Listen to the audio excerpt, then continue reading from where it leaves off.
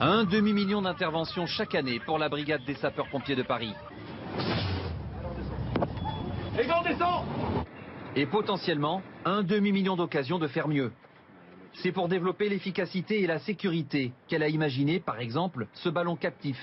Un peu long à installer, mais capable de distinguer une silhouette humaine à 1 km et de transmettre ses images, y compris infrarouges, en temps réel. On peut imaginer une catastrophe naturelle avec une montée des eaux, une inondation.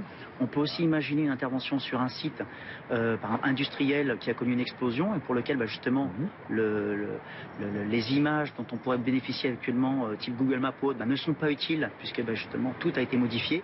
L'innovation fait partie de l'ADN des pompiers de Paris. Une cellule de prospective a même été créée pour identifier les nouvelles difficultés.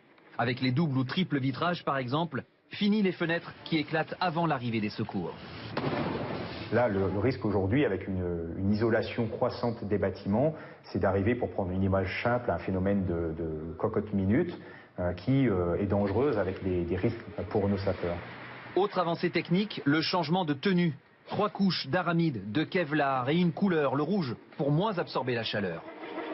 Le plus impressionnant reste sans doute Colossus, un robot télécommandé de 700 kg pour éteindre un incendie, transporter un brancard, des bouteilles d'oxygène ou, une fois encore, observer.